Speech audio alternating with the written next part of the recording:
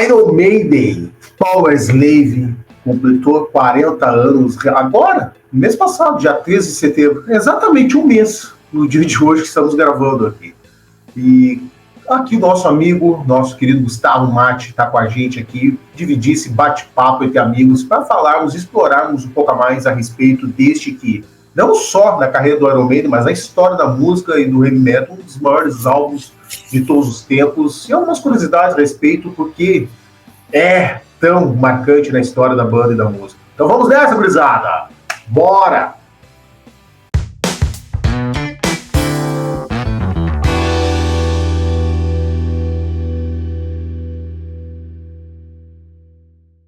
Fala, gurizada, beleza? Bem-vindos aqui na Pão da Bura. E novamente, meu velho, como é que tá essa força, Gustavão? Tudo tranquilo, meu querido? Prazer novamente. Isso aí, cara, foi bem massa a outra conversa, eu tô bem feliz de estar aí de novo. Acho que vai ser massa legal de novo. Ah, feliz eu tô, eu e toda a galera aí, com certeza. E muito feliz que o papo repercutiu bastante, visibilidade e comentários. Poxa, deu um grande caldo nessa conversa aí, explorando um pouco com maior profundidade o heavy metal e agora novamente, né, juntos explorando esse disco tão icônico, né, na carreira do Maiden. Cara, não tem roteiro, sabe bem aqui, vai naturalmente mesmo. Cara, pra ti, assim, eu já vou de cara mesmo, porque pra ti, na tua opinião, é um dos maiores álbuns da banda, e porque ele é tão marcante na história do metal, pra ti, na tua visão como fã, e até como professor, como crítico, porque esse disco é tão especial? Cara, assim, de uma perspectiva meramente afetiva, foi o primeiro disco do Iron que eu tive. É mesmo?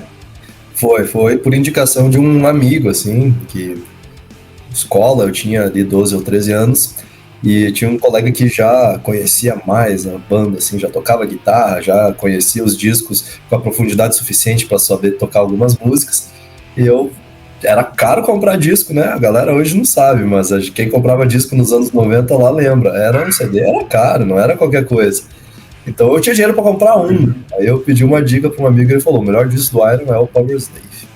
E o Diego, esse meu amigo, até hoje, eu acho que ele ouve o Power Slave como o melhor disco do Iron. E para mim ele é o segundo melhor. eu tenho um gosto. Claro que não vou desprestigiar o Power Slave no aniversário do Power Slave, né? Mas eu tenho um gosto peculiar. Eu sou fã do Somewhere in Time. É o meu disco preferido do Iron. Mas o Power Slave é o meu segundo preferido. E, como eu estava dizendo, de uma perspectiva assim, meramente afetiva, porque foi o primeiro disco do Iron que eu ouvi, foi o primeiro disco do Iron que eu tirei as músicas na guitarra, assim, quase todas elas, e porque ele é um baita disco mesmo ali, né? Tu bota o disco da primeira faixa até a última, não tem um momento de tédio, né? Acho que o melhor épico do Iron tá nesse disco, que é o Rime of the Ancient Mariner. Essa música é incrível do ponto de vista lírico, assim, né? Galera que gosta de literatura, os caras fizeram um trabalho espetacular com o poema do Coleridge lá, né? A Balada do Velho Marinheiro. E acho que é isso, né, cara? Do ponto de vista, assim, daí tu pergunta, assim, como crítico, assim, mais quem estuda, ou quem gosto mais de dizer que eu penso sobre o metal mais do que eu estudo, assim, né? Porque eu não sou tão criterioso, assim, na pesquisa, mas mais na produção de pensamento. Uhum. A gente vai falar, acho que ao longo da conversa aí, tem alguns fios que eu quero puxar de por que esse disco é importante pra gente pensar a história do metal. Mas aí a gente vai falando ao longo da conversa. Vamos. E pra ti, velho? Cara, é curioso. Primeiro disco, eu sou da geração a partir do final dos anos 90 para 2000, né? E o primeiro disco foi o Brave New World. Então, pra galera que pensa que às vezes, né, que uma grande banda não precisa de disco de inéditas, né? Uma banda consagrada. Não te digo que não precisa, mas ele tem um poder fundamental de renovação de público. E o Brave New World difundiu uma nova galera de fã do Maiden. Eu posso dizer que eu sou um fruto disso, porque foi uma levada muito grande da galera que passou a conhecer o Maiden a partir do Brave New World. Aí teve aquele alvoroço tu lembra lá do Rock in Rio 2001, que virou DVD, e foi tá toda. E aquilo me impactou, cara. Uma coisa, uma modernidade. E aí mergulhei de fundo na história da banda, ouvindo os discos antigos aí, pegando referências. Galera nova que tá assistindo a gente, então foi 2000, internet de escada, e conseguia usar só a partir da meia-noite. Não é de agora, pode acessar a qualquer hora, qualquer instante, olhar um filme, né? Cara, pô, 2000, meia-noite tava aqui, ó.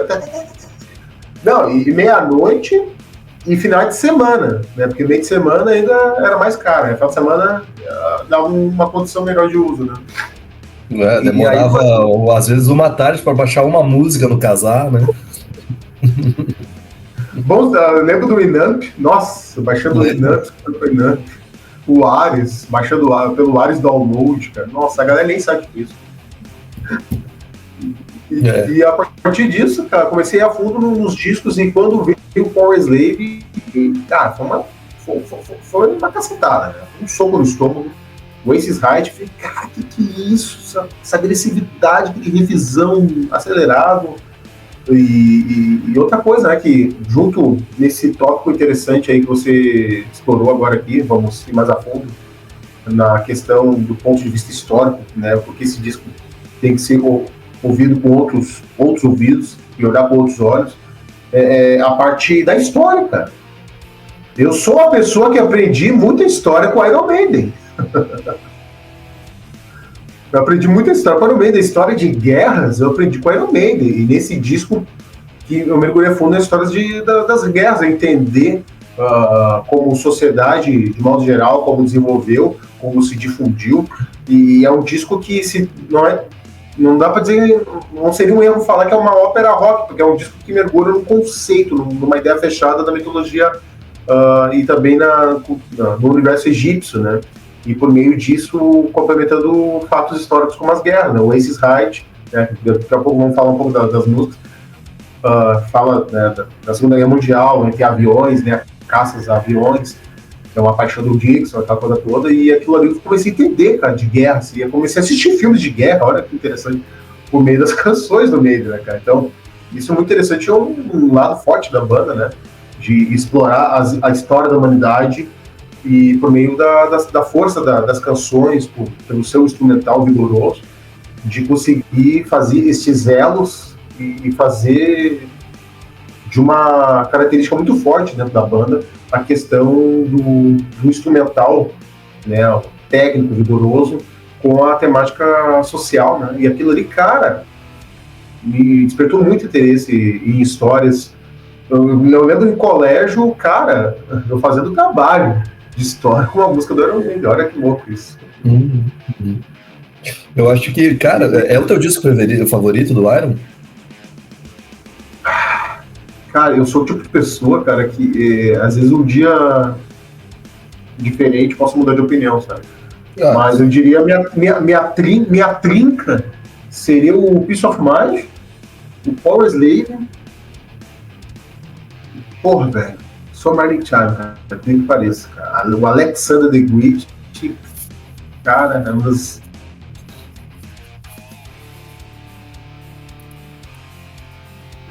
meus top 5 de canções, assim, do Maiden, cara. Tá falhando um pouco aqui, mas tudo bem, vamos lá. Não, eu ia dizer que tem o Powerslave é meus top 3, cara, dos grandes discos. Eu acho que é a minha internet, cara, tá com duas antenas aqui, que eu não sei o porquê. Mas vamos tocando ao decorrer aí disso. Mas assim, Gustavão, Powerslave é um dos meus preferidos, cara, sem dúvida. Hoje eu diria, nesse momento, o Peace of Mind é o meu preferido. Não vou dizer que não, mas assim, no dia seguinte posso mudar a minha variação aqui, cara. Powerslave é um dos melhores, cara. Um dos melhores da banda. Então, sem dúvida, cara. O Powerslave, acho que ele é o primeiro, assim, de um momento, tá? Se for dividir a história do Iron, é muito fácil de reconhecer que a banda, apesar de ela ter uma direção musical muito clara, que é dada pelo Steve Harris, né, que é o pensador da banda, o dono da banda. Tu tá me ouvindo? Tá me ouvindo? Tá. Não, que quando eu paro para pensar no Iron, assim, tem uma. Eu tenho a impressão que a banda vai ganhando uma forma sonora específica a cada novo membro que entra. Estou pensando ali nos anos 80 mesmo, né?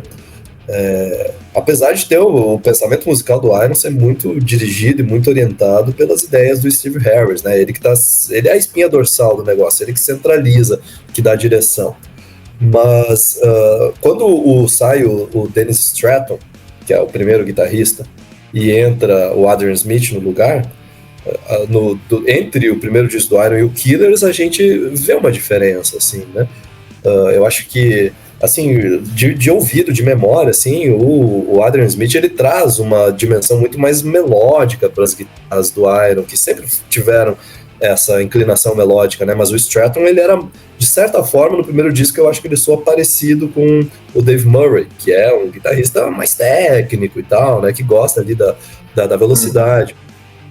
O Adrian Smith, ele faz um contraste legal com o Dave Murray que o Stratton não tinha.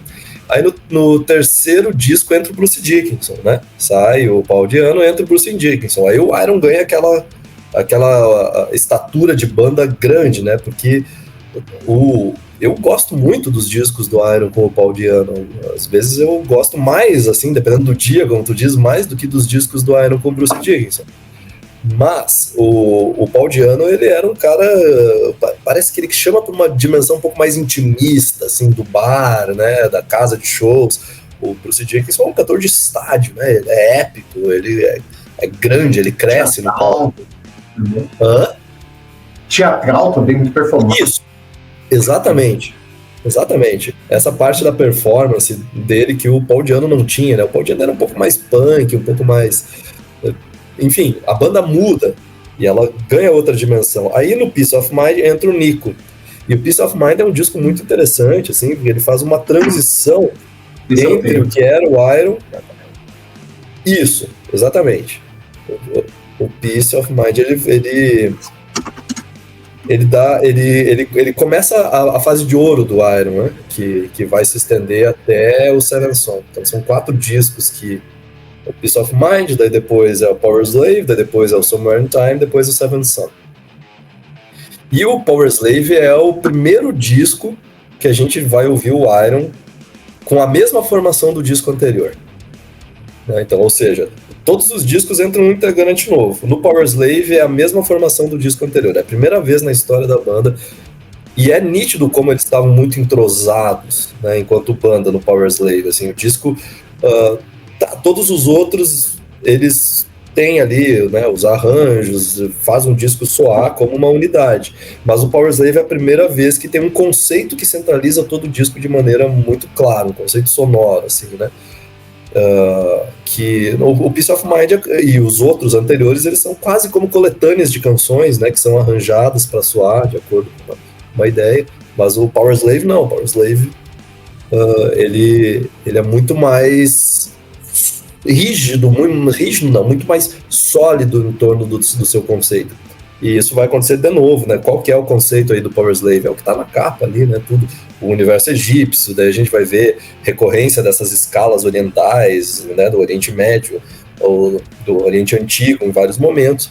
E o Somewhere in Time traz o conceito da ficção científica, da viagem no tempo, daí tem os sintetizadores, né, que, por incrível que pareça, na época era uma ousadia, uma banda de metal mexer com sintetizador, né, são sintetizadores de guitarra, não são sintetizadores de teclas, né, mas ainda assim...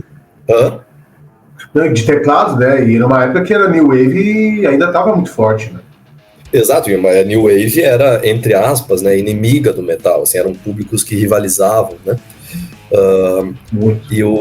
Isso foi ideia do Adrian Smith também, né? O Adrian Smith, ele é um cara um pouco mais inquieto nesse sentido, tanto que ele sai do Iron, né? Ele é o primeiro a sair do Iron dessa formação clássica. Ele fica descontente, ele saiu antes do Iron gravar o No Prayer for the Dying. Então ele gravou o Seven Son e saiu do Iron, porque ele começou a sentir que o Iron estava virando uma banda engessada, uma banda industrializada, que tinha encontrado uma zona de conforto, e ele não gostava, né? Bom, enfim, então começa aí no Powerslave uma coisa que vai estender até o Seventh Son, que é esse entrosamento que o Iron nunca tinha tido antes, uma banda que tá pensando muito junto, assim, sabe? 3 discos Era uma aí. unidade, embora tinha o Harris, né, o El Capitão, mas era uma unidade ali formada. Sim, com certeza. Isso aparece nos discos, né? Não sei se tu concorda comigo. Não, cara, eu tô contigo nessa, velho. Porque, cara, eu tava hoje ouvindo e ontem também ouvindo o disco, cara, é impressionante o entrosamento dos caras instrumentalmente, musicalmente, composições, a cozinha rítmica ali entre o Harris e o McBrain, né, dando espaço ali para as guitarras brilharem, mas assim, é uma cozinha complexa, sabe? Muito bem trabalhada. Cara do céu, umas quebradas assim muito bem trabalhadas, não é uma coisa linha reta. O McBrain, desde o Piece of Mind, quando ele entrou em diante, ele deu uma vigorosidade ainda maior do que o Clive vinha fazendo, embora um bom baterista, Sim. Mas o McBrain ali, cara, dá aquele tempero, dá aquela liga, como a gente fala na música, né? Vigor junto com os integrantes. Mas eu acho que o McBrain para a bateria do Iron é paralelo ao que o Bruce Dickinson fez. Assim, o Clive Burr era um ótimo batera mesmo, mas ele é um batera estilo anos 70, né? Ali, ainda muito vivendo aquele espírito do John Bonham, assim, de bater, né? Era um batera mais punk, mais rocker, né? Mais espontâneo, visceral. Isso, exato. Que é o que tá no Iron até o Number of the Beast, né? O Nico, ele sofistica a bateria do Iron. A bateria fica mais, né? Não queria usar palavras que parece que vão depreciar o Clive Burr, porque eu curto o estilo do Clive Burr também, mas fica um pouco mais, talvez, intelectualizada, assim, sabe? O cara é muito mais técnico, assim, o Nico McBrain. Ele aprofunda, né? Nas estruturas rítmicas dentro das canções, ele dá uma aprofundada grande. Com certeza. Não, até outras coisas assim, eu não vejo muita galera falar, né? Tu falou como esse disco conseguiu superar o que já era muito bom, Peace of Mind. Outros elementos, assim, como o jazz, por exemplo. Cara, o McBrain, se prestar atenção nas estruturas, tem um lado meio jazzístico, que as quebradas, e até nas guitarras, inclusive. Eu tava ouvindo o Powerslave, lá a partir dos 3 minutos, sabe? Depois dá aquela parte da climática mais lenta. Tá o Harris ali dedilhando no baixo, aí entra aquele solo harmonioso.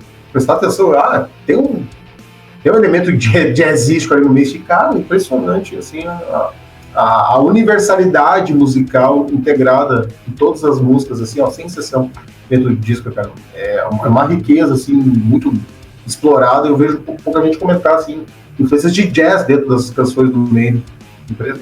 Pode ser coisa da minha cabeça, mas é uma percepção que eu tenho quando eu ouço ela, sabe?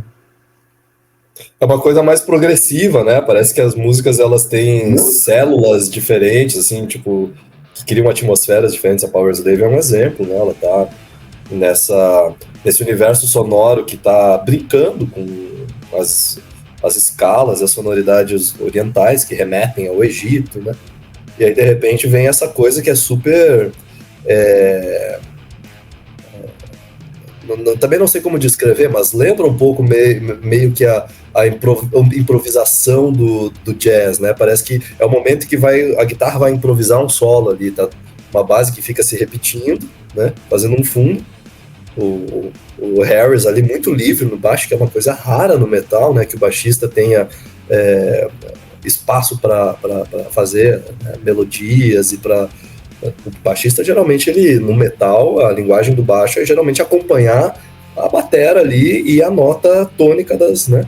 O Harris, ele vai brincando ali. Nossa. De um jeito muito livre. Acho que do ponto de vista instrumental de baixo, acho que é o melhor disco, assim, do Harris. É impressionante. Eu acho esse cara fez estruturas nas canções. Não é só uma basezinha Poxa, umas linhas complexas, muito trabalhadas. Isso.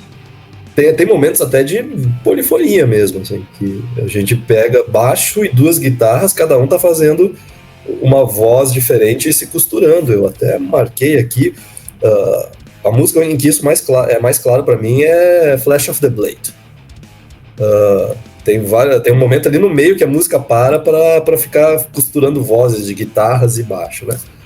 Mas acontece também até subestimado, acho que eu acreditaria. A Flash of the Blade? Uhum. Pois então, cara, eu sempre foi a música que eu mais gostei desse disco. Sempre achei ela um barato, porque... Cara, é uma música mais diretona, mas assim... Porra! Pra tu ver como tava no nível alto, né, Gustavo? O disco, assim, não tem uma música nota 5, sabe? É tudo música nota 9, 9,5, sabe? Eu diria que é tudo música. Acho que o fraco seria 8,5. Olha, eu acho que tu pegou pesado. Eu diria que a mais fraca seria um 9,8 nesse disco aí. Esse disco eu não consigo dar uma nota mais baixa que isso, não. Mesmo Lost First Words ali, que é um instrumental mais de passagem, é divertido de ouvir também.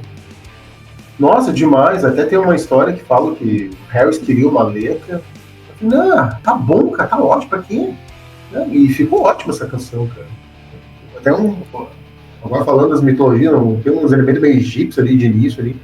Uma puta canção. E curiosa, né? Umas poucas canções instrumentais assim no Maiden, né? Daria pra imaginar a Maiden fazendo mais músicas instrumentais, aí foi uma das poucas assim, né, na carreira da banda. Mas é um nível muito alto. Mais ou menos uma por disco, né, eu acho, Cássio. Acho que eu acho que eles têm mais ou menos uma por disco, que é só instrumental. Acho que não tem no Number of the Beast, eu não lembro. Acho que não tem. Mas nos outros... não tem. No Peace of Mind eu não lembro, acho que não tem também no Peace of Mind. Mas Cássio... Fala, pode mandar. Eu ia falar sobre uma coisa assim, ó, que aí tem a ver com o Nico McBrain. Tem uma... O Iron sempre recusou a pecha de ser uma banda punk, né? Essa é uma coisa que tu quer ver o Steve Harris irritado, é falar que os 2 primeiros discos do Iron lembram um pouco, tem uma sonoridade mais punk. Ele fica emputecido, né? Porque eles eram meio inimigos dos punks, assim. Inimigos no sentido de que eles viam os punks como pouco musicais, né? Que não deixa de ser mal. Muito sujo. Tocarem mal, tocarem muito sujo, sou muito sujo. Isso, exato. Os caras não estão se importando com técnica e nada. O punk é outro universo, né? É outra proposta. Embora lá em Los Angeles a cultura metaleira e a cultura punk vão se encontrar de um jeito muito produtivo, né? O thrash metal é fruto disso. Mas ali na Inglaterra não era bem essa vivência. No entanto, tem uma coisa que atravessa o Powerslave inteiro, que é a presença das The Beats, né? Que são aquelas bateras. Ela tem esse nome porque tem uma geração de bandas punk, de hardcore punk da Inglaterra, que começava com D, que é, por exemplo, Discharge, né? Que usavam essa batida como sua batida elementar da bateria, né? Que é uma batida que remete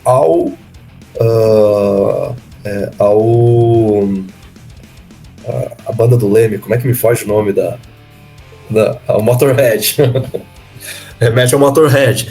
No disco Overkill, né, tem aquela bateria que abre Overkill. Enfim, o Motorhead vai explorar depois uma variação dessa batida lá em Ace of Spades, sei lá. É uma batida que vem do Motorhead, que é uma coisa mais ou menos tum-pá, tum-pá, tum-pá, tum-pá, tum-pá, tum-pá, tum-pá, tum-pá, tum-pá. Que parece um bumbo duplo, né? Muitas vezes.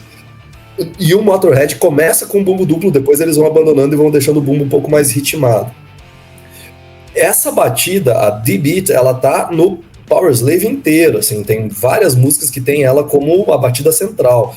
Aces High usa a D-Beat do início ao fim. Flash of the Blade usa do início ao fim. Back in the Village também, que é uma coisa que eu acho muito interessante, assim, porque a cozinha, né, que é a espinha dorsal da música, tá em relação íntima com aquilo que os caras do Iron mais rejeitam, né, que é o lance do punk, assim. Porque tanto o hardcore punk como o metal dos anos 80, eles são herdeiros do Motorhead, assim. Motorhead é uma banda que é disputada por metaleiros. Essa Motorhead, talvez, nesse cenário, foi uma das bandas mais crossover, né? Unindo punk e metal, né? E rock, punk, metal, rock. Era uma banda livre, né? Os caras faziam o som que eles queriam e eles inventaram muita coisa. Não vai, tá? Não vou achar. Mas eu tenho o Overkill. Pô, um descaralhaço. Maravilhoso. Uhum. Mas fica em dica pra quem quiser. Só um complemento rápido. O McBrain faz essa batida e explora a maioria no mesmo bumbo, não é bumbo duplo. Então ele vai trabalhando muito o pé, cara. Nossa. É isso. A maioria é bumbo duplo, beleza. Ele não, cara. O mesmo bumbo aqui e aquela duplicidade sonora ali no mesmo corpo ali da bateria. E ele reproduzindo essa linha. Sim. E uma coisa incrível também, que é a batera se costurando com as guitarras, né? Assim, fazendo jogos de contraponto, assim, que baterista muito sofisticado só consegue fazer isso. Isso também tá no disco inteiro, em Aces High, que tá... Eu acho que quando eu fui emular ali o som da D-Beat, eu fiz alguma célula rítmica errada, tá soando estranho no meu ouvido, mas a galera pode ouvir, pode botar no YouTube ali o que é uma D-Beat, você vai ouvir o Power Slave quase inteiro ali nas D-Beats. Tu deu uma travada de novo ou tu tá aí? Mas você tá falando da sofisticação da bateria, né, Gustavo? De como o McBrain, aprofundando nesse tópico aí que tu explorou, da alta exigência de performar aquela sonoridade no mesmo bumbo, né? E a maioria dos bateristas não consegue reproduzir aquilo, é impressionante, assim. Dá pra colocar aqui uma genialidade, assim, por parte do McBrain. Incrível. Sim, grande baterista. Cara, vamos rapidamente fazer um faixa-faixa aqui? Esse site, velho. Tem tudo. Talvez, se não é a melhor, é uma das melhores faixas de abertura do Maiden, né, cara? Impressionante. Acho que sim, cara. É um soco, né, cara? Sim. E o que eu gosto muito do Iron, dessa fase aí, e a Aces High representa isso, é como eles conseguem fazer música e letra soarem muito sinérgicas, né? Uma ajuda a dar sentido para a outra. Aces High é uma faixa em que a gente realmente consegue sentir na maneira como a parte mais sonora se apresenta, a dimensão que a letra está evocando no tema, que é a coisa, né, tipo, entrar no avião, porque está sendo atacado pelos alemães, decolar, né, então tem todos esses movimentos melódicos ascendentes, o vocal do Dickinson, que inclusive apelidado de sirene de anti-ataque aéreo, né, como dizem que aqueles gritinhos do Dickinson soam como sirenes contra o ataque aéreo, tá aí nessa música também, né? E todas as reviravoltas, que a música ela é muito dinâmica, né? Ela é muito volante, parece realmente um avião fazendo manobras e buscando a retaguarda do inimigo, né? Tudo que está sendo descrito ali na letra está sendo, de alguma maneira, executado, reproduzido nos instrumentos. Essa música é fantástica por causa disso.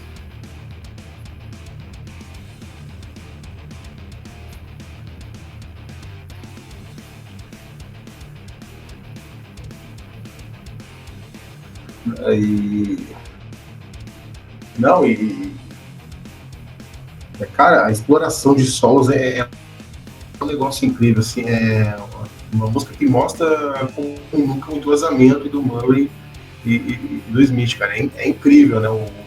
E assim, dá pra sentir a personalidade de cada músico no solo. Todo o solo é o Murray.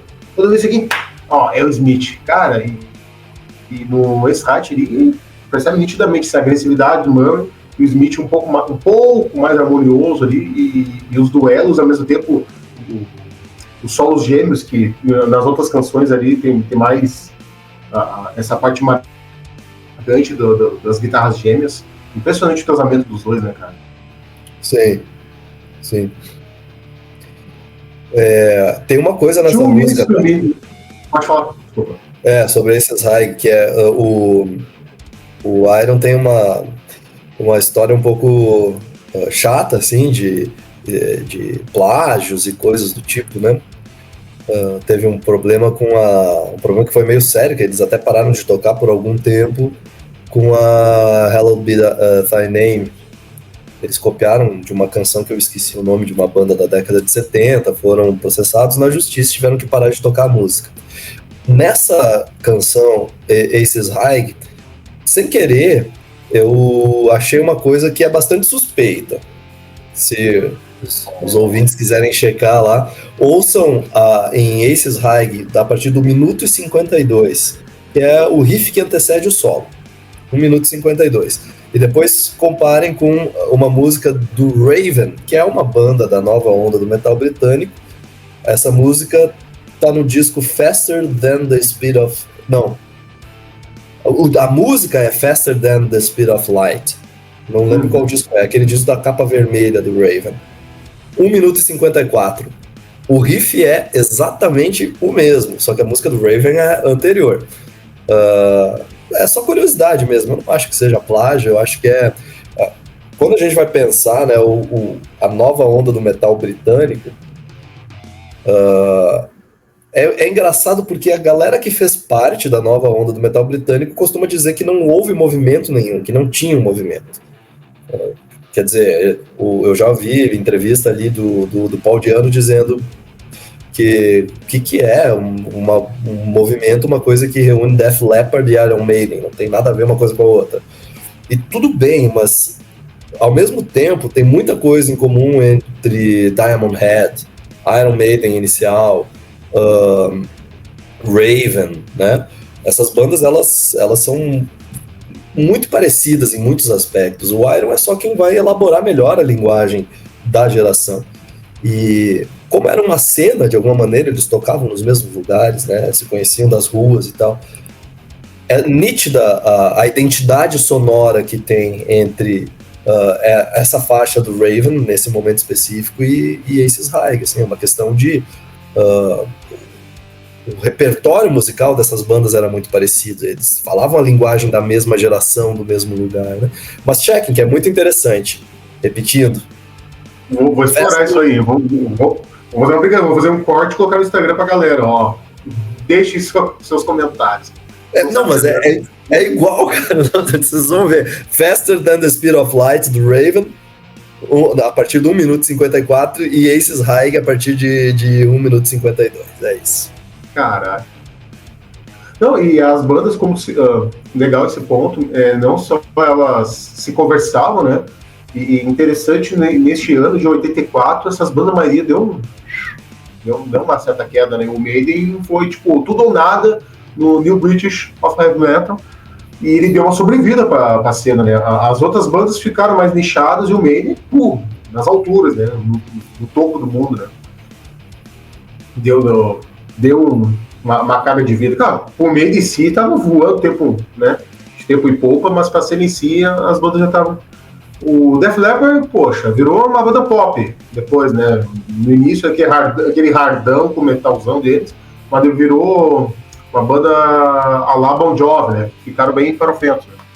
E os outros ficaram mais nichados dentro da cena e no meio voando ali, né, cara? Souberam, acho que, principalmente a gente falou na questão, começou a vir a onda da New Wave e souberam modelar seu som, digamos assim, né? Isso. Sem deixar de ser o Iron, né? Que é muito importante. Sem deixar de ser o Iron. 2 Minutes to Midnight, cara. Essa música aqui, se eles deixar de tocar, a galera vai à loucura, né? Um clássico. A canção do Smith, foi? Exato, um clássico do Adrian Smith. O cara não compunha tanto, mas quando ele compunha, ele arregaçava, né? Porra, cara. Ele mostra muito bom compositor ele, né? E ele com o Dixon dava uma química muito legal nas composições, né, cara? Até o brinco, né?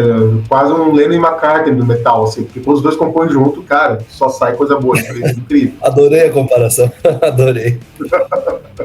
Não, exato. Os dois se juntam, cara, dá coisa boa, é incrível, cara, incrível.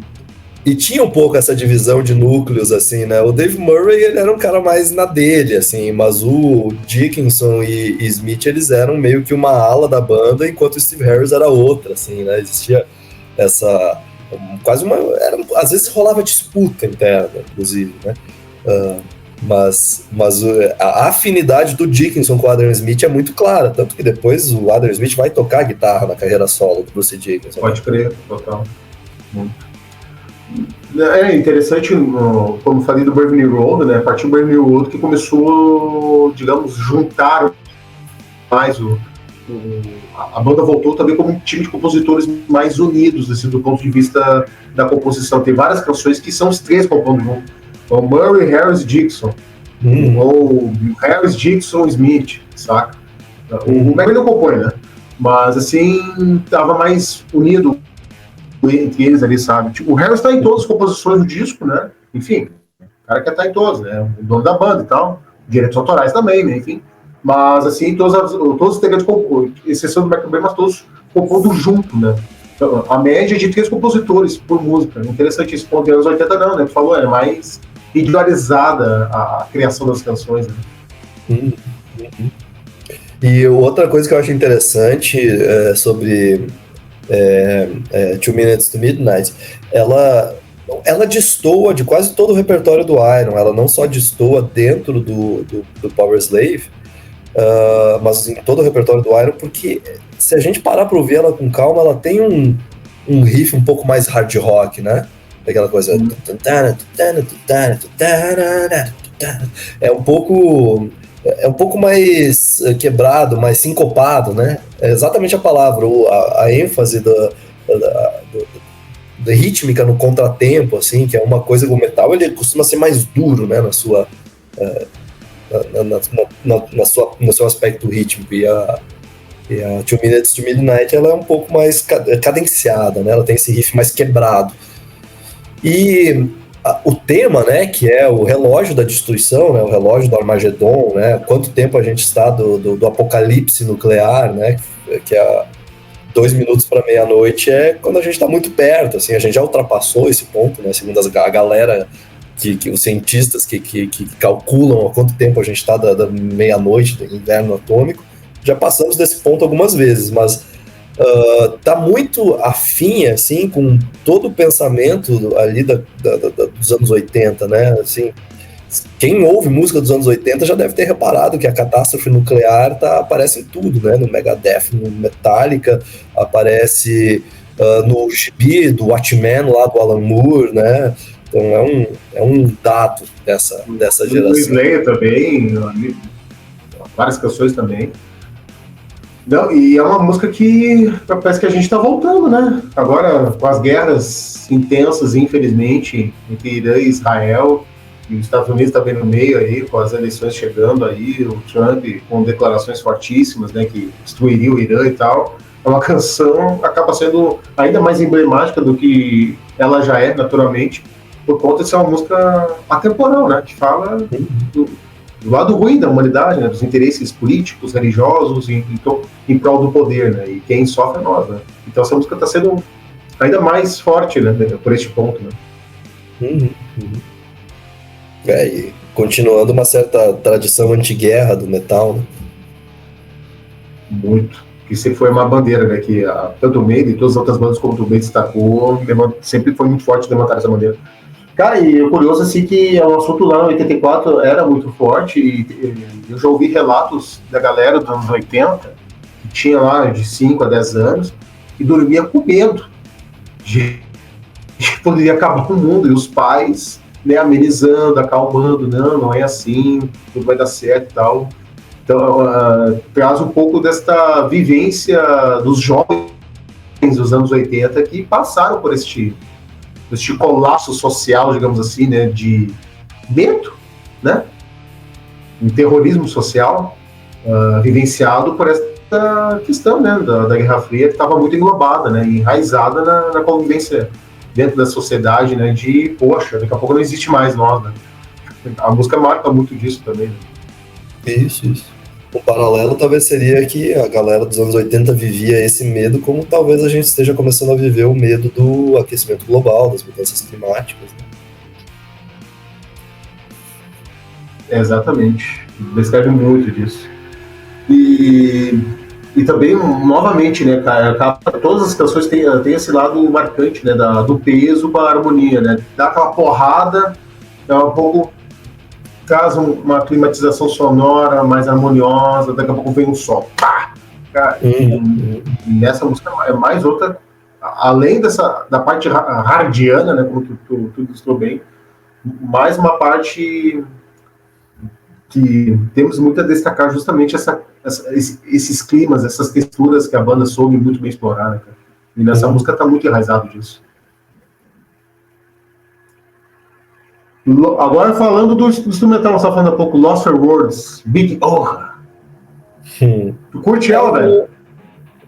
Um momento divertido, assim, eu não acho que é o destaque do disco, mas é um momento divertido, assim, eu nunca pulo essa música, ela sempre toca até o fim quando eu ouço o disco. Eu também. E é um momento que eu dou uma relaxada. É quase um jam session, se pensar assim, né, cara? Tá só a banda ali, vamos tocar uma coisa, assim, pra aquecer, vamos. Daqui a pouco, o que eu vou tocar? Vamos tocar o Lost for Words. Isso. Também uma das primeiras músicas que eu tirei na guitarra quando eu tava aprendendo a tocar, um riffzinho gostoso de tocar. Quando começou, já bem. Não, eu tocava violão antes. Não é uma Ramones, cara, não é um acorde acabou, velho. Não, mas eu tocava violão antes, eu já tinha alguma destreza nos dedos, eu já tinha. Pô, que massa, cara. Eu tenho a guitarra ali, mas só sei três acordes, cara. Eu ainda tenho muito a explorar ainda. Cara, daí o Flash of the Blade, como eu tava falando, pô, e a gente falando do alto nível das canções e composições, é impressionante, cara. Não tem nota meia boca aqui, cara. E o Flash of the Blade acabou talvez sendo um pouco injustiçado, talvez por isso, né, cara? O alto poder técnico das canções, né, cara? E a música ia soar muito bem ao vivo, assim, uma canção, um riff marcante, assim, com notas repetidas ali seguidamente. Mas uma música acelerada e forte, né? Cara, essa música... Se pegasse a música e colocar um outro disco, sairia uma das grandes canções. Aí quando veio com o Power Slave, fudeu, né, cara? A música, né? Exato. Não, essa é uma música que o Iron...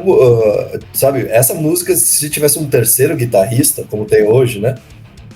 E botasse mais uma voz de guitarra ali no meio, naquela passagem que eles ficam brincando, né? Guitarras e baixo.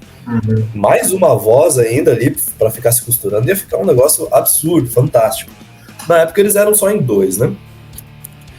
Mas o que eu acho sensacional, voltando para aquilo que eu falei lá da Aces High, é que novamente a gente tem aí uma emulação perfeita no som, no instrumental, do que a letra tá falando, né? A letra tá contando, se a minha memória não falha muito, um cara que teve os ensinamentos dele de ser espadachim lá, né?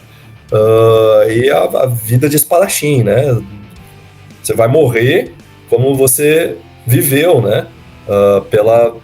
Pelo flash da lâmina, né? Pelo flash da espada, nessa velocidade, Então, toda essa coisa, o Dickinson, eu não sei se foi ele que fez essa letra, né? Mas é possível, porque ele é espadachim, né? Eu acho que ele já lutou até em competições oficiais de esgrima. A letra e a música, essas guitarras aí parecem um duelo de pergunta e resposta de esgrima, né? Aquelas guitarras e o baixo se costurando ali, parece realmente essa dança da esgrima, né? Quando tem a velocidade, né? Muito no detalhe ali que a esgrima se decide. Então eu não consigo ouvir essa música sem a imagem do esgrimista na minha cabeça, assim, tanto pela letra como pela tentativa de emular a letra na brincadeira das notas. Eu tentei abrir aqui no aplicativo, mas não tá abrindo, porque é os compositores, eu não me recordo. Mas e acaba revelando uma particularidade do Dixon, né? Ele é um esgrimista de mão cheia, né? E até uma história que eu não sabia, descobri há pouco tempo, que, olha, uma mera curiosidade, mas interessante, que, pô, ele é tão bom na esgrima que foi o nome dele cotado para fazer parte da seleção inglesa de esgrima das Olimpíadas de Seul. Cara, pelo amor de Deus. Exato. E o cara que é o mesmo cara que dirige o avião da banda, né? Porra, cara, como é que eu vou tirar chapéu com um homem desse, sabe? Tipo, só por ser vocalista sim, e fora essa versatilidade de atividades que ele consegue exercer, cara. É mestre cervejeiro também, né? Escritor, palestrante. É dele a letra, cara. Apresentador de TV. Apresentador de TV eu não sabia, dessa eu tava por fora. Não, ele tinha um programa no Discovery, que era um programa de aviação, e ele falava das paixões de aviões, detalhes técnicos, mostrando modelos de aviões, curiosidades. Eu não cheguei a assistir, já vi só flashes de imagens. Ele é apresentador também, cara. Avião, uma coisa que ele ama, aí rolou uma boquinha, vou ser apresentador. Pronto. E como é que a pode, outra né? faixa. Desculpa, foi? Não, só tava impressionado aqui. O cara faz tudo. Não, é muito. Eu confirmei, viu? A letra é dele mesmo. A letra dele. Então toda a cultura e a mística da esgrima, junto aliada à guerra, como tu falou, é bem a cara do Dixon. The Duelists é a primeira, segunda, terceira, quarta, a quinta. Cara, é uma cavalgada forte ali, né, Gustavão? Faz um blues rock, assim, né, nos tempos dos anos 70, mas, cara, uma ótima música também, eu gosto bastante. O que tu acha dela, meu velho? Sim, cara, também gosto bastante. Foi a música do disco que eu mais demorei pra entender, assim, porque ela é ótima depois, com a maturidade, assim, ela amadureceu bem pra mim. Mas no início é a música que dá uma quebrada no disco, né, porque ela baixa a velocidade, né, ela é um pouco mais lenta, assim, Flash of the Blade ali é velocidade. Isso, exato. Mas ela é uma baita música também. Que também tem a mesma temática de espadachins, né? Na verdade, não. Na verdade, essa música, se eu não me engano, eu não sei se é de espadachins. Eu penso em espadachins talvez pela influência da música que vem antes, que é a Flash of the Blade. Mas tá falando de pessoas que vão duelar, sei lá, duelo de arma, não sei se a letra dá alguma pista. Vou até abrir aqui. E também cheio de... E também, novamente, né? As variações rítmicas e climas, cara, muito caprichado. Muito caprichado. Sim, e no meio da música tem a mesma coisa que tem em Flash of the Blade, que é as tessituras musicais, né? Que é as guitarras e baixo ali se costurando, como se fossem cada uma espada diferente, né? Mas a letra, cara, é justamente sobre essa coisa o duelo romântico, né? Que é um larga a luva na cara do outro e daí cada um vai pegar as suas armas, né? E aqui até a letra diz, né? Tem que escolher entre armas de fogo ou espadas, né? E daí depois fight for the honor, então a luta pela honra, assim. Também é um universo histórico, né? Explora a mitologia das guerras, né? Como o disco destaca muito, né? Perfeito. Back the Village. Cara, Back the Village tem um riff, falou um lance, né? Eu também pensava, a galera não comenta muito. Que, embora Maiden não genuinamente, né, nunca foi uma banda de hard rock, mas tinha alguns elementos de hard hard rock. E o Back to the Village tem uma revisão bem hard rock, assim, uma coisa até meio Kiss, assim, dos anos 70. Algumas cordas ida e volta. Cara, uma puta música, cara. Um puta riff de guitarra. E pra quem é guitarrista aí, como tu toca guitarra, deve ser uma música gostosa de se tocar. Nunca tentei. Essa eu nunca tentei tirar. Não tentou. Mas pensando de ouvido... Mas é bem radão. Um riff bem radão. Eu adoro ela também, cara. Puta música. Tem gente que... Eu já vi gente que é mais fraca do disco, cara. Eu não concordo. É difícil dizer qual é a mais fraca, cara. É uma justiça aqui. Mas ela de fato lembra, assim, ó, claro, né, fazendo as devidas concessões, lembra alguma coisa, por exemplo, do primeiro disco do Guns N' Roses, sabe? Não seria tão estranho uma faixa como essa tá no Appetite for Destruction da vida. Tem ali, né? Tem. Mas ela tem uma curiosidade, cara, essa música... no Number of the Beast tem uma faixa que é a The Prisoner, né? Que é baseado num filme, que eu não lembro qual é o nome desse filme. É inspirada num filme, desses filmes B aí que o Harris gostava tanto. Essa música é uma continuação da música anterior. Eu tomei nota aqui, cara, nas minhas pesquisas aqui. Acho que eu vou achar. Mas pode ir falando. Eu nunca vi esse filme, então a música que eu escuto é totalmente baseada na minha imaginação, não tem a referência do filme, mas eu sei que essa música é uma continuação da música anterior. Ela também é inspirada em quando ele volta pra vila lá do filme, né? E aí ele encontra o cenário numa situação diferente.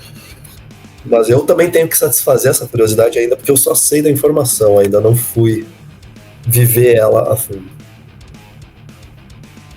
O The Prisoner é baseado na série de TV britânica homônima.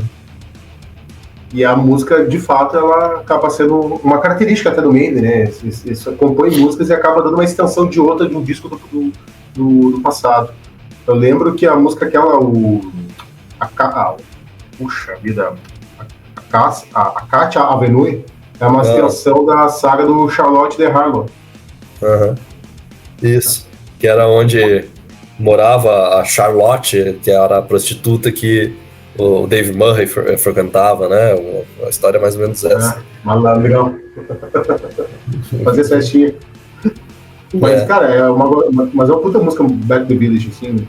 Cara, riff sensacional. E eu percebo muito, assim, elementos de Scorpions, né, cara? Tu tava falando do hard rock, assim, me veio agora a cabeça. Pô, Scorpions, alguns riffs que tá, assim, como Two Minutes to Midnight, agora o Back to the Village, né? Não sei se faz um pouco de sentido. Tem um pouco dessa malemolência escorpiana, digamos assim, algumas canções do meio, né, como essas duas aí, né? Eu acho que sim, e a gente chama de hard rock, né, assim, porque, cara, pra gente hoje olhar pra trás e fazer essa distinção, eu acho até que é relativamente fácil, mas a gente tá pensando numa época em que o AC/DC ainda era considerado heavy metal, né? O que era metal, o que era hard rock, eram conceitos que ainda estavam nascendo e as pessoas ainda estavam aprendendo onde que elas iam aplicar cada um, né?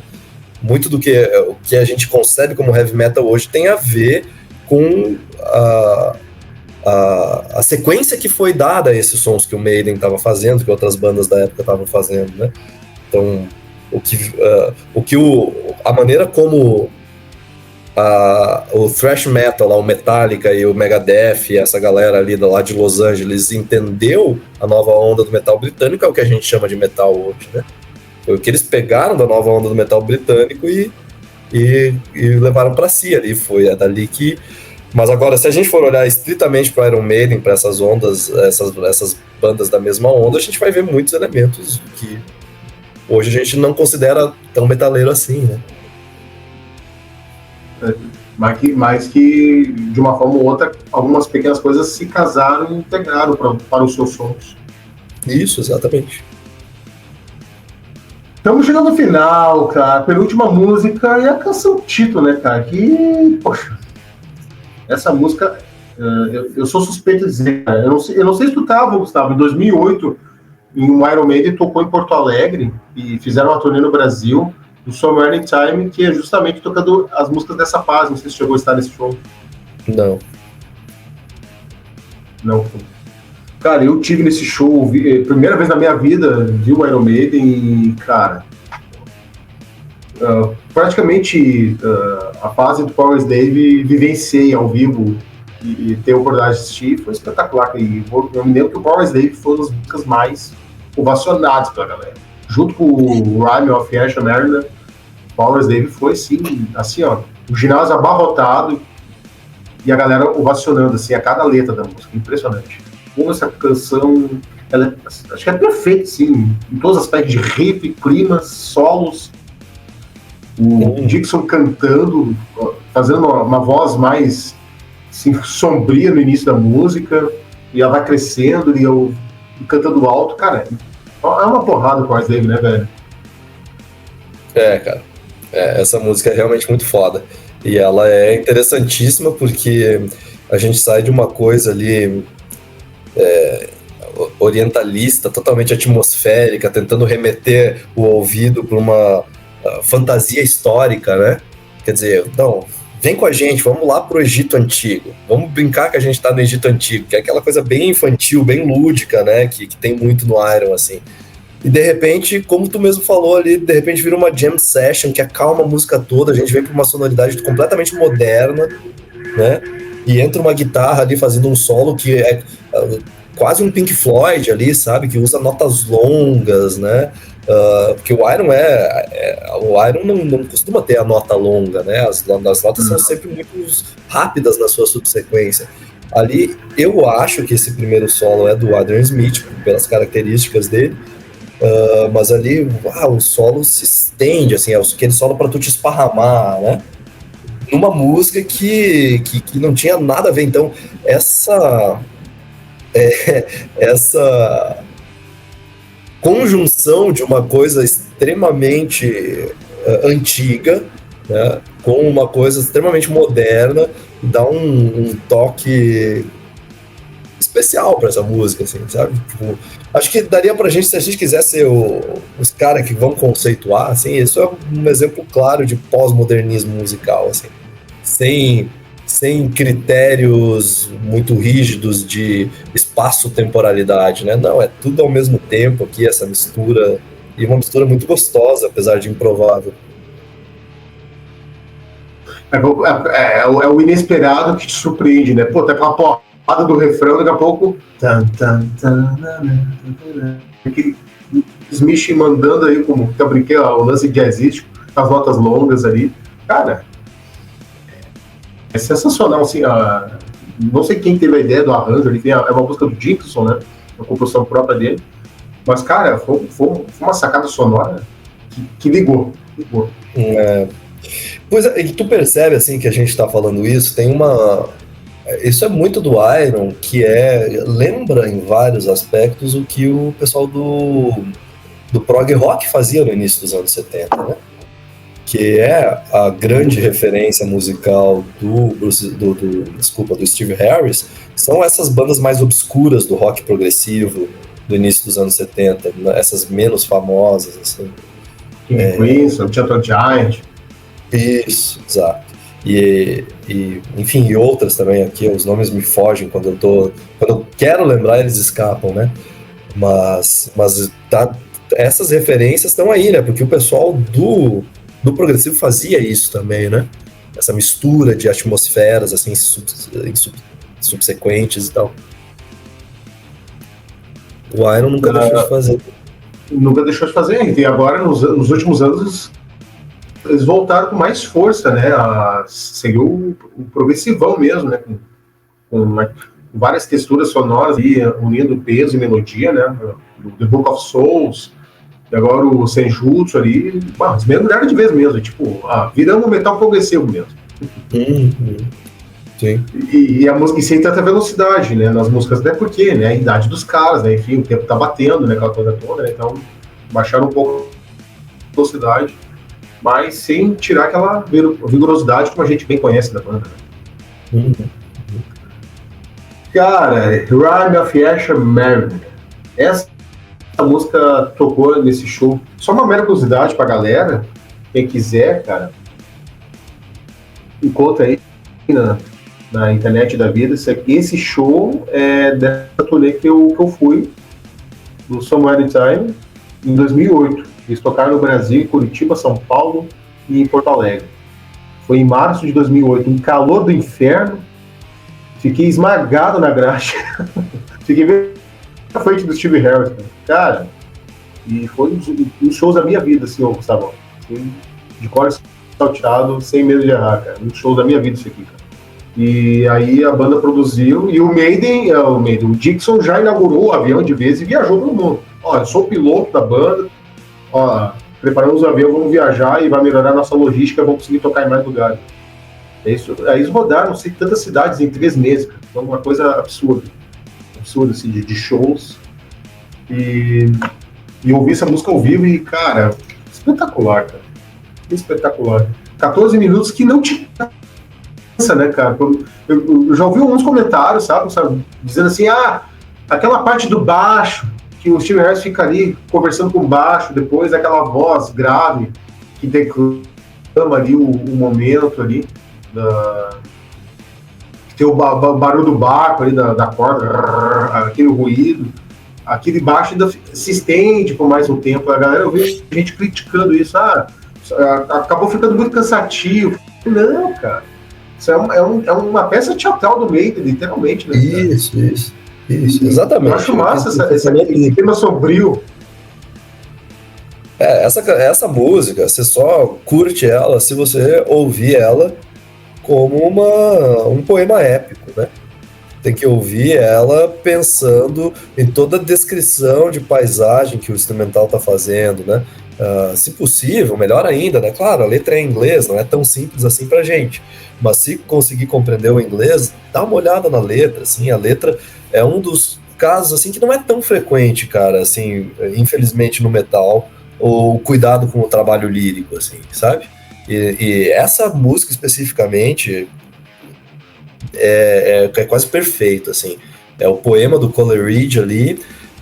Para quem não conhece a história, assim, o cara tem aquela lenda dos marinheiros, né, que o albatroz, assim, se ele for morto, ele amaldiçoa, né, a tripulação e tal. E tem um marinheiro lá no navio que faz isso. Ele mata um albatroz ali, e aí sobrevém essa maldição sobre o navio, e o momento em que eu agora de cabeça não me recordo, mas eu acho que o momento que começa a dar esse clima sombrio é justamente o momento que chega o navio da morte, né, que tem uma morte, vem pilotando o navio, e ela joga entra num jogo de dados ali, alguma coisa assim, um jogo de sorte contra a vida após a morte. E aí uma ganha da outra, e aí a tripulação toda fica com a morte, eles morrem, só que o cara, o amaldiçoado, ele fica vivo após a morte, né? E aí ele fica assistindo toda a situação, e aí ele cai de joelhos e reza, e aí o Dickinson diz, comes the rain, né, que é aquele ápice ali, quando acaba esse momento da passagem do que chove, né, que ele finalmente é perdoado pelo crime, pelo pecado dele, e ele volta para casa, condenado a passar o resto da vida contando a história dele, que tem a moral de que a gente precisa respeitar as criaturas de Deus e tudo mais. Mas a música, a faixa sonora, como a gente já tinha falado, de Aces High, tem Powerslave também, de alguma maneira, tem lá em Flash of the Blade, que é essa tentativa do instrumental de não ser só um pano de fundo para a letra, né? O instrumental está tentando, de alguma maneira, também emular a letra, né? Dar uma atmosfera para que o instrumental crie imagens na nossa cabeça, né? Em Powerslave, a gente... Em Powerslave, a gente, só pela escala escolhida ali, a gente imagina um cenário oriental. Em The Rime of the Ancient Mariner, a gente imagina cenas de tudo que é tipo, né? Eu não entendia nada de inglês a primeira vez que eu vi essa música.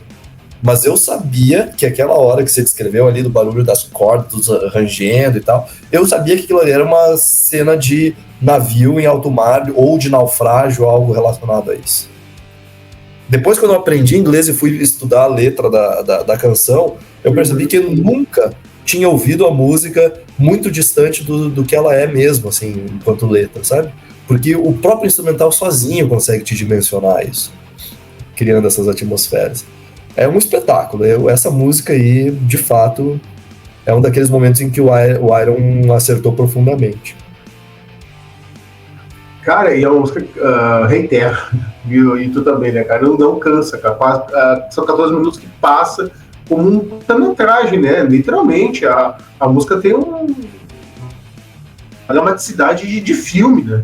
Poderia fazer um filme sobre essa música, um curta sobre ela, cara. Seria incrível. E as canções é justamente isso, né? Conforme a música vai crescendo, o personagem vai sofrendo com as alterações ali do percurso da história, as maldições ali falando alto, e a música pegando, né? A cavalgada do Harris, o riff, e a bateria também junto com o baixo ali, dando uma força ainda maior, né? Ela vai ganhando um corpo assim musical de uma forma que realmente como se nos transportasse para um filme e a gente está dentro dele ali vivenciando todas as encenações da música, né, cara?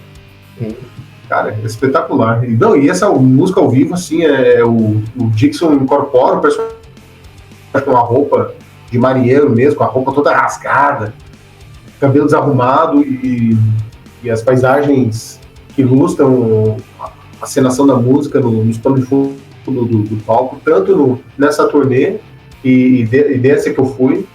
Cara, se dissesse, ó, qual é a música do Mandy, apenas uma música já valeria o show. Cara, acho que o Rise of Yasharna já valeria o show da banda, assim, completo, cara. Impressionante, assim, a maestria da banda, o cuidado lírico, como tu muito bem falou aqui do Harris, que faz, né, cara, Harris como letrista, tem que tirar o chapéu também do cara, cria umas coisas, assim, absurdas, né.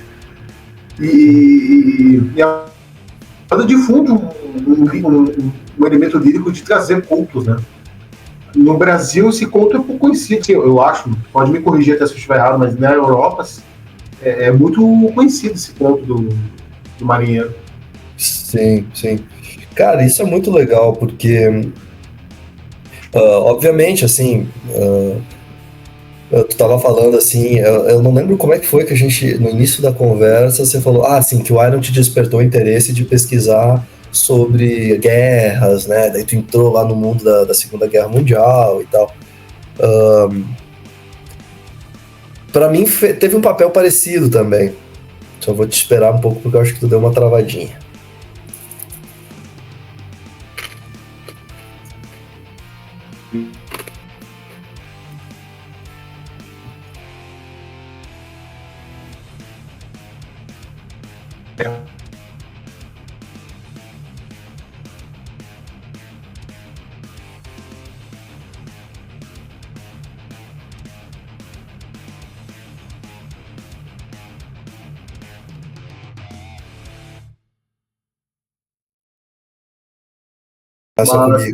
Mas quase terminando aqui, Gustavo, mas tu estava destacando a parte do como a banda despertou o interesse das pessoas, a vossa pessoa aqui, apenas um no meio dessa multidão, de ir mais a fundo, de entender o contexto social nosso, né, por meio das canções da banda. O poema do Coleridge, esse daí, eu conheci pelo meio pelo Iron Maiden, por essa música, né, do Coleridge, do Harris, que é inspirada no poema do Coleridge. E porque também tem uma galera que joga Magic aí nos anos 90, uma das primeiras edições de Magic tinha uma cartinha que tinha uma citação que era Barreira de Gelo, eu acho que é isso. Tinha uma citação do mesmo poema do Coleridge, e eu conheci tanto a carta quanto o disco ao mesmo tempo, daí eu não pude deixar passar, né? Tive que conferir.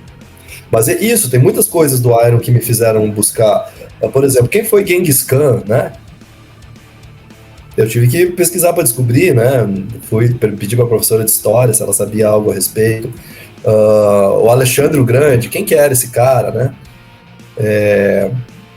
Sei lá, muita coisa. Filmes, né? Como The Loneliness of the Long Distance Runner. É um filme, eu fui ver o filme porque eu nunca saberia desse filme, né? Se não fosse o Iron. Foram os caras que popularizaram um versículo bíblico, né? Que é aquele que diz... vocês calculem o número da besta, né? Vocês descubram quem é a besta. Seu número é 666. Que aí, enfim, é um versículo bíblico totalmente obscuro, mas que através da banda ganhou dimensão internacional, todo mundo sabe. Agora que lá em Apocalipse, João escreveu, né, tal coisa. Enfim, tem muita coisa ali que eles tornaram pop, né? Que eles popularizaram e que a galera mais curiosa vai estar de conhecer, não precisa, para curtir a música tu pode curtir só no superficial, tranquilo, mas desperta a curiosidade, né? Eu lembro o The Wicker Man, acho que abre o Burning Road, a história do Homem de Vime, galera, aqui no Brasil, eu não sabia. Saiu um filme depois, o Homem de Vime, né? Toda a história, o contexto. Eu lembro do disco Dance of Death, que é uma música chamada Pescadelle, que é uma guerra lá na Ásia, Pescadelle, e aqui para nós, no Brasil, não conhece muito. Então me lembro depois saiu um filme, um título, Pescadelle. Esse cara se funciona a música do meio, não é possível. Claro. Não, mas o Wicker Man, na verdade, é o contrário. É a música que é baseada num filme dos anos 80. Um filme que eu também só fui conhecer por causa da música do Iron. Aquela coisa. Tinha a música, Wicker Man. Massa. Pode crer. 20 anos depois, estou eu em São Paulo, vendo a programação da Cinemateca e vai passar um filme chamado Wicker Man. Vamos lá ver, né? E de fato, é a história do Homem de Vime lá e tal. E depois eu descobri que a música, não sei se é o Dickinson ou o Harris, é inspirada nesse filme, né? Composição preferida, o Dixon, que nós estamos falando, o Lennon McCartney, a composição deles nessa música. Cara, estamos encerrando, a ideia era só meia hora, né? Mas quem disse, né? Quando o papo é bom, vai longe. Impossível, meia hora. Ainda vai falar um disco como esse, né, Gustavo? Um disco que a gente adora e venera. E a galera de casa também. Mas, encerrando aqui, até um contexto até que eu queria explorar um pouco mais, e da gente apreciar esse disco por outros ouvidos, né? Esse lado mais social. Acho que até um pouco a gente sacou, né? A questão justamente das temáticas sociais que a banda explora, a questão da mitologia, como a banda explorou, e depois outros discos, como tu mencionou, a questão da tecnologia, Humanitarian, a questão da humanidade, né? Do aborto, do Simon Som. Por quais outros meios tu acredita a gente deveria ouvir esse disco e, cara, e o legado das próximas gerações através desse álbum, um dos mais marcantes da história do heavy metal, para ti, assim? Boa pergunta. Com quais outros ouvidos a gente deveria ouvir esse disco? Eu vou arriscar aqui, ó. Eu acho que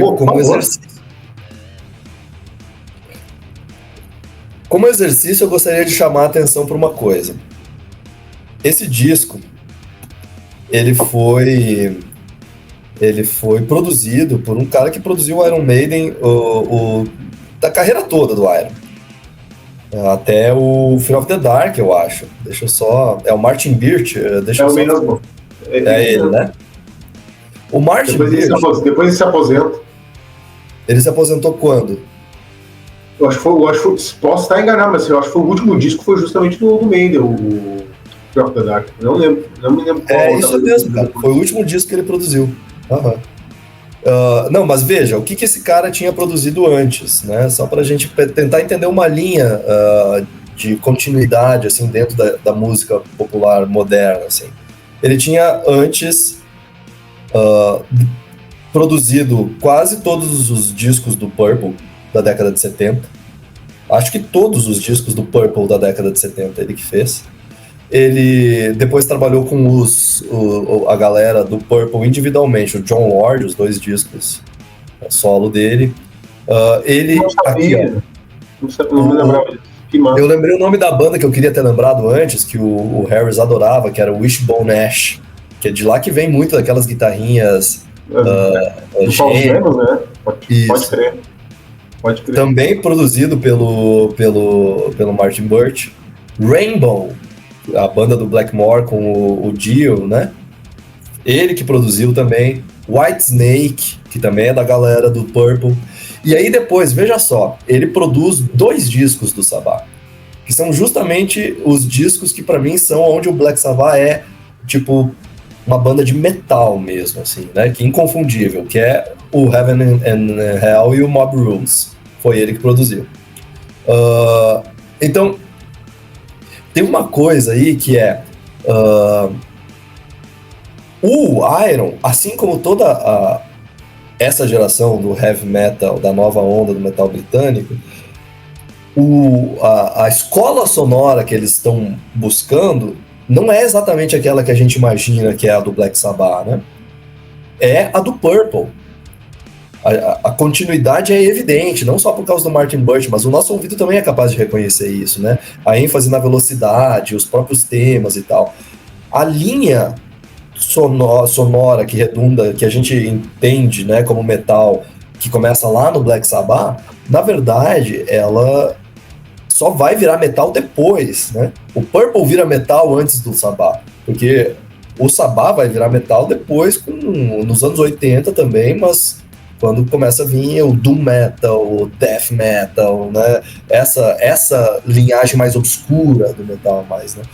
Então eu acho que é legal como exercício, assim mesmo, de crítica, a gente começar a ouvir a nova onda do metal britânico, o Iron Maiden e o Powerslave como discos de metal que mostram a importância que o Purple teve e essa geração, eu tô dizendo o Purple, a banda Purple, mas tudo que derivou do Purple, né, os projetos solos dos seus membros e tal, como cruciais para o que a gente escuta ainda hoje em dia. O Purple é muito negligenciado como parte importante do repertório sonoro que a gente tem hoje como heavy metal. E, enfim, né, o Blackmore era foi o cara que trouxe a guitarra neoclássica, né, que é... mas enfim, eu acho que é isso. Acho que cabe pensar esse disco em paralelo com o Purple. Acho que ele casa bem. E aí já tem outra pergunta que eu já esqueci. Tu falou ali, ao mesmo tempo me vindo aqui, remetendo, total, né? Bom, o Dixon é um Nianguila maníaco, né, cara? Um Purple maníaco, né? E o Purple quebrou esse elo, assim, no começo ali do rock pesado, de incluir teclado, né, cara? Interessante isso, guitarra casando com teclado. E os dois, nossa, como se conversavam diretamente, né? O Lord e o Blackmore, o que seria duplas de guitarristas, né? Dá pra fazer uma brincadeira que o John Lord e o Blackmore eram uma grande dupla também, né, cara? Impressionante como os dois se duelavam, casavam junto ao mesmo tempo. E depois o Priest, né, cara? Nesse ponto também, né?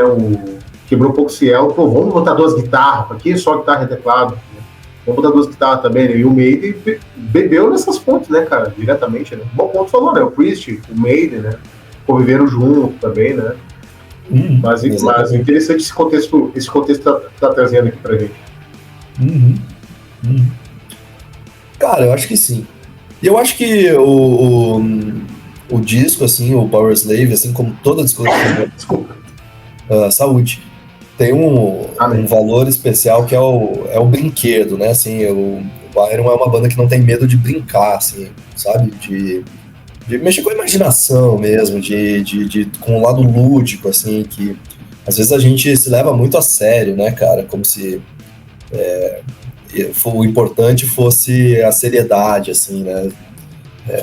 O Iron não, assim, uma banda que não se leva tão a sério, se abre um pouco também, entre aspas, ao ridículo, né? E isso tá no Powerslave também ali, né? Tem uns momentos que é quase cômico, assim, né? Assim, porque, por exemplo, a própria música Powerslave é uma música foda, é muito massa, mas aquela escala que é usada ali para simular um cenário egípcio, assim, ela é muito caricatural, né? Assim, ela é quase propositalmente uma caricatura, assim, que estaria numa produção de filme B, assim, do Egito, sabe? E aí é muito massa, porque justamente mexe com aquela nossa infância interior, assim, tô lá, vendo a sessão da tarde, começa, sei lá, um filme desses de Hollywood dos anos 80 sobre o Egito, e vai ter essa escala caricatural, assim, que se tu botar pra tocar no Egito mesmo, os caras vão dizer, isso aí não tem nada a ver com nós, sabe? Estão vendendo o Egito de outra forma que não condiz o que é a cultura. É a imaginação ocidental do que é o Oriente, né? Mas é a brincadeira, né? É o mundo da fantasia. E a banda sempre usou muito isso, né? Porque tem um elemento histórico agora, rapidamente, aqui, quase encerrando, que no último show do Peace of Mind, o que aconteceu? Eles mataram o Ed, uma encenação de matar o Ed. Aí o que aconteceu? Deu no ar, pô, acabou o Ed e agora é uma outra fase do meio. Que nada. Veio com uma roupagem totalmente diferente do Ed Imperador, Faraó, né? Exato. Poderoso. Cara, múmia, né? Sacada. Eu não morri, eu voltei mais forte. É isso. Não, exatamente. Meus amigos, minhas amigas, como nesse papo maravilhoso, gostoso, de troca de ideias aqui, informações, algumas até inéditas aqui para todos nós. Cara, ouçam o Power Slave, quem sabe agora com outros ouvidos, novos ouvidos, ou ouvidos ainda mais amplos com essas ideias que a gente está conversando aqui nesse papo de amigos. E certamente, cara, os próximos 50 anos aí, aliás, os próximos 40 anos aí vai soar tão bem quanto soa hoje atualmente, né? Um álbum emblemático que difundiu o Maiden aí numa temática de letras e de vez solidificou a banda uma das maiores de todos os tempos, né, cara? Eu quero estar vivo, Cássio, daqui a 40 anos. Eu quero estar vivo daqui a 40 anos para ouvir esse disco de novo e ver como é que ele vai soar para mim. Vamos estar, porra. Não, vamos longe ainda, velho. É Power Slave, cara. Poder. Vamos longe. Gustavo, meu velho, quer deixar uma novidade, uma coisa que tá preparando? Cara, o espaço é seu aí, velho. Não, galera, tô fazendo os corre de sempre aí. Lá no Subsolo tem a coluna mensal, tem uma já para sair, mas em breve tem outra. E é isso aí. Lá no site O Subsolo, que é uma plataforma independente aí de divulgações do universo do rock, do metal e tal. Eu tenho uma coluninha lá falando essas coisas similares às que eu falei aqui também. Maravilha. Sigam o Subsolo, galera. A obrigação, tá? Um convite um caramba.